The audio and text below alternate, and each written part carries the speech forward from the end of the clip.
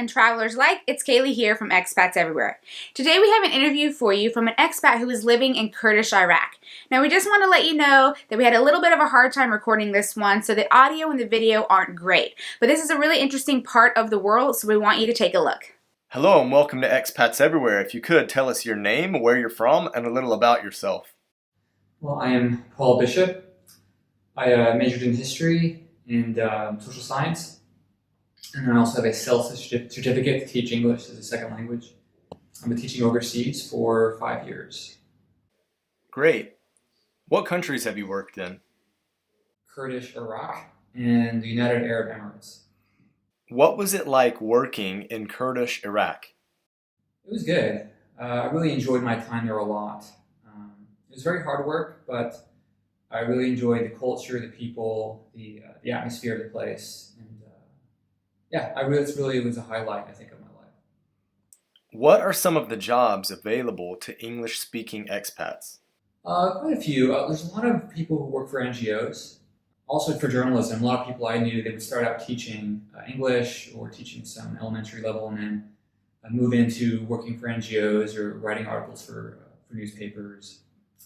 I know someone who actually became a television presenter at a local English TV station. What did a typical day look like? Well, I would wake up early in the morning, 5 or 6 a.m., just to get ready and usually I would do my work earlier in the day. When I was there, the school was in the same compound as the apartment complex. So I would just walk to school and go in the gate, sign in, and we would have an assembly with all the kids there. So it was a K through grade 7 school. So they'd all line up at grade level and they'll get announcements and sing some songs, very rousing Kurdish songs. And then we would go through the classes for the day. A lot of times I would have 3 periods in a row, just teaching English, different grade levels. We would sometimes have staff meetings as well, at different points, especially after the students had left. And I would just go home. When I got home, I would maybe watch TV, or maybe I would just go out to catch a taxi, go into town, go to the bazaar, and get some street food. The street food there was amazing. I ate a lot of good street food there. Falafel and chicken, rice, lentil.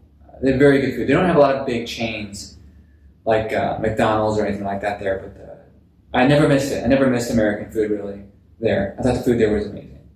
How much can someone expect to earn? Well, it varies. Probably $2,000 a month was normal for my school around there. If you're teaching at a university, I think it's a lot more, but it varies. That's a pretty comfortable wage, though, to live there. That's more than enough to live there and have comfortable arrangements. Usually, they would also pay for your apartment and your utilities as well. Okay, and how much can someone save if they're making $2,000? Yeah, you could save a lot, or pay loans. Many people were paying off credit card debt, student loans, or saving money for the future. So how much do you need for startup costs? Yeah, I think every company was different depending on what the setup is for the room and board. The setup for me was maybe $3,000. How should someone pack, and what's the weather like? Well, in the north of Iraq, it can get cold. It would snow where I was. It's in the mountains, and I was in Suleimania in the mountains. So pack cold weather clothes, but also it gets very hot, extreme temperatures. So in summertime it would get over 100 degrees quite a bit. So pack something light, although it's also an Islamic country, so wear like light pants, not shorts. And just let's pack summer clothes and also winter clothes. I might also add, you could also just get clothes there. The clothes there are very cheap. They have a very big selection of clothes and very inexpensive. What are some things you can't find there that you recommend people should bring? Well, for me, Old Spice deodorant, any kind of solid deodorant, it was kind of hard to get there actually. I think just packages of seasonings. So like taco seasoning, stuff like that, was kind of hard to get there. But I think all this is changing. More and more, they're getting a wider variety of goods there. So how do you cope without those things that you can't find? I mean, there's a lot of substitutes for different products there. And there's also a lot of malls there now. Especially if you don't find something in Sulaymaniyah or Duhok, those smaller cities. You can go to Erbil, and Erbil has more things as well. Could you have people bring you stuff or ship you things? Yeah. So people are leaving. Basically, every summer, teachers would go back home and then come back. Or people would leave a lot for the breaks. So our company, the one I worked for, would give us a free plane ticket to somewhere in the region, like Cairo, Istanbul. Get some options there. So you can also get things there. What I would often do is I would go to Amman and Jordan and get a lot of stuff there that I normally could not get there. Let's switch gears and talk about safety. Do you feel safe on a personal level? I think it was. When people think of Iraq, they think of a lot of the things they see on the news, a lot of violence. But that's not in the area where I was. In the Kurdish region, in the KRG, it was very stable, very safe. I really never felt out of place. I would just go take walks anywhere I wanted. Even at night, I would just go walking through neighborhoods. And I thought the security is very present. So you see security guards, you see a lot of... so you might feel unsafe in the sense that there's many people with guns. These security guards have guns. I felt like they did a pretty good job of protecting the people there.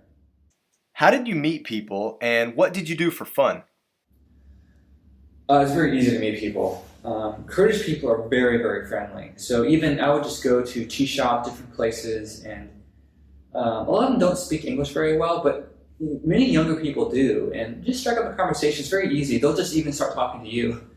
Or if you want to meet other expats, there are many restaurants and just hangout spots that expats will go, certain cafes and restaurants that you could just go and meet people. It was very easy. There's so many things to do there. We would go hiking. There's all these mountains, beautiful mountains. We would go off-roading quite a bit. Just go for drives, go on picnics into the mountains. It's a very common thing. On weekends, people like to take picnics. They have a lot of good museums. There's a lot of cafes, restaurants, places like that people would go to a lot. They have several movie theaters. It's expanding. They seem to get more movie theaters all the time. People would go bowling. There's a lot of fun centers there. People would go bowling, go play sports. A lot of soccer is played there, a lot of soccer courts. Could you tell us what the visa process is like? I can only speak for the U.S. You get a visa on arrival there for 15 days or so.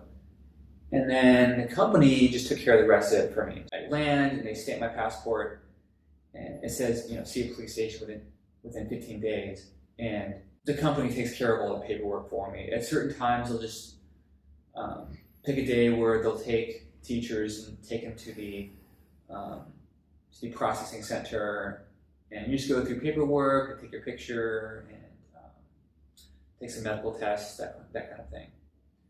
But it was very it wasn't hard to figure out. The company did everything. I just did whatever they told me to do. It was very straightforward. And was there much required before moving there, getting documents authenticated, background checks? No. All right. Well, how's the healthcare? Would you feel comfortable getting a procedure done there? There are hospitals there. There are doctors, medical schools there. That's not the strong point of the country, I would say. Easily, if I was sick, I could go and get care. You could get care, but might have to leave and go get help from outside. I knew a family that had a daughter with diabetes, and they would get her medical supplies from the U.S. shipped in. But they had a doctor they were working with in the U.S. and also a doctor in the city. Between those two doctors, they worked out what the best care was for her. Do you think that Kurdish Iraq is a good travel hub? Why or why not? I think so. I visited a lot of countries while I was there. Especially with my company, every winter break, they would pay for your ticket to someplace close by. So I would go to Istanbul, to Jordan. It's in the Middle East, so it's really easy to go all over Asia, Europe, Africa from that location. Are there a few places in Iraq you would recommend people to visit? Well, I think one place is just the mountains. The Kurds have a saying, "We have no friend but the mountains," and the mountains there are beautiful. Especially in the springtime, just going through the mountains, there's a lot of grass and flowers. It's amazing. Also, the citadel in Erbil. In Erbil, there's this massive citadel in the middle of the city that's fascinating. It's very historical. Also, visiting the city of Halabja, the museum there. And there's a memorial there for the Kurds who were killed in the gas attacks of Saddam.